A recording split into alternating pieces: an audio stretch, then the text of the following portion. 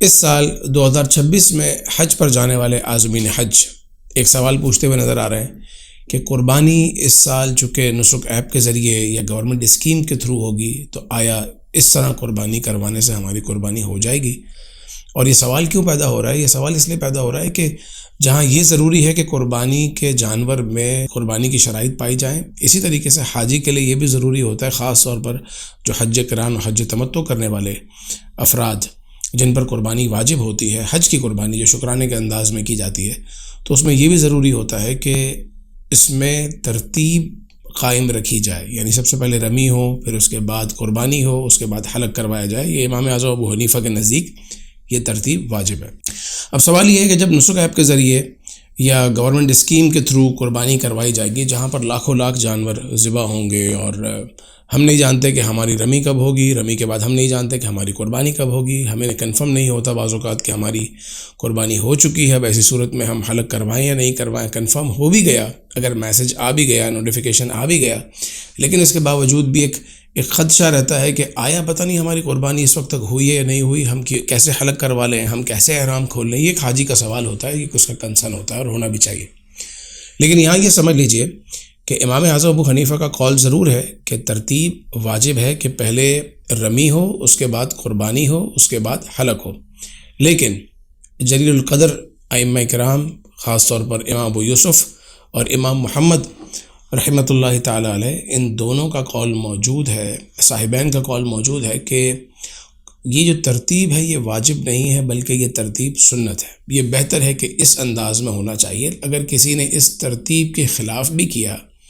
یعنی مان لیجئے کہ اس نے پہلے حلق کروا لیا اور بعد میں اس کی قربانی ہوئی،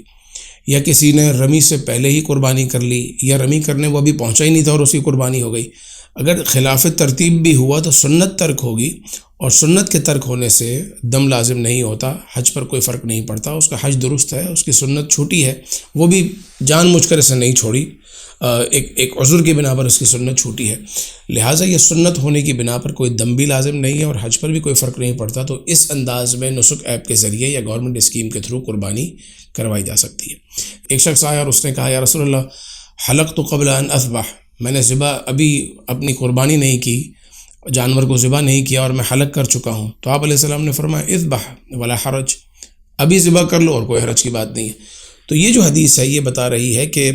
جو ترتیب ہے وہ واجب نہیں ہے، صاحبین کے نزدیک ترتیب واجب نہیں ہے۔ دیگر احادیث کی بنیاد پر امام اعظم ابو حنیفہ اس بات کو واجب قرار دیتے ہیں، وہ قول اپنی جگہ ہے، لیکن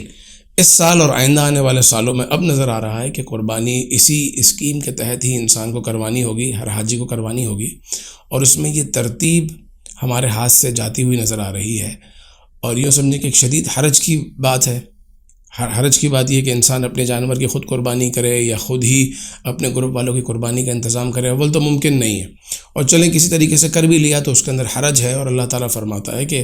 وَمَا جَعَلَ عَلَيْكُمْ فِي الدِّينِ مِنْ حَرَج، دین میں کوئی حرج نہیں ہے، دین میں کوئی تنگی نہیں ہے۔ تو جب پروردگار عز و جل کی طرف سے بھی یہی قانون ہے کہ جہاں حرج ہو، جہاں تنگی ہو، جہاں پریشانی ہو، تو وہاں رعایت نکل سکتی ہے، اور یہ تو وہ رعایت ہے جس میں دیگر ائمہ کرام کے اقوال موجود ہیں۔ خود اگر صاحبین کی بات کریں تو یہ تو جلیل القدر حنفی علماء ہیں، حنفی ائمہ ہیں، تو ان کا قول موجود ہے، لہٰذا اس سال بھی اور آئندہ سالوں میں بھی ان کے قول پر فتویٰ بھی دیا جا سکتا ہے اور اس پر عمل بھی کیا جا سکتا ہے۔ اور دوسری بات یہ کہ یہاں پر اگر ہم یہ سوچیں کہ امام اعظم ابو حنیفہ کے قول پر ہی عمل کرنا ہے اور ترتیب کا ہی خیال رکھنا ہے، تو دو صورتیں، یا تو یہ کہ آپ اپنی قربانی الگ سے خود کریں گے، تو اس میں بھی حرج ہے کہ بہت سارے لوگوں کی دوبارہ قربانی کا سلسلہ ہو، یہ ایک مشکل ترین کام ہے۔ دوسری بات یہ کہ آدمی یا تو انتظار کرتا رہے، حالت احرام میں ایک شخص وہ انتظار کرتا رہے کہ میری قربانی اب ہو جائے گی اور اب ہو جائے گی، ہو سکتا آج شام تک یا رات تک میں اپنے احرام میں ہی رہوں، کیونکہ رات تک تو کنفرم ہی ہے قربانی ہو ہی جائے گی، تو اپنے آپ کو احرام کی پابندیوں میں رکھے۔ ایک آدھ آدمی تو یہ کر سکتا ہے، لیکن سب کے سب لوگ اس طریقے سے احرام کی پابندیوں میں رہیں یا یہ حکم بیان کیا جائے تو یہ بھی ایک حرج ہے، یعنی حاجی کو احرام کی پابندیوں میں رکھنا کہ آپ نے اپنے مناسک پورے کر لیے، اس کے باوجود آپ احرام میں ہی رہیں گے، انتظار کرتے رہیں گے، ایک احتیاطی انتظار کریں گے۔ تو احتیاطی انتظار کرنے کی بھی ضرورت نہیں ہے کیونکہ اس میں بھی حرج ہے، اور دوسری قربانی کرنے کی بھی ضرورت نہیں ہے کیونکہ اس میں بھی حرج ہے۔ اور آسان سی بات یہ ہے کہ صاحبین کے قول پر عمل کر لیا جائے، اسی پر فتویٰ دیا جا رہا ہے اور اسی پر ہی عمل کرنا چاہیے۔ اللہ تبارک و تعالی ہمیں مناسک حج اچھے انداز میں ادا کرنے کی سعادت نصیب فرمائے۔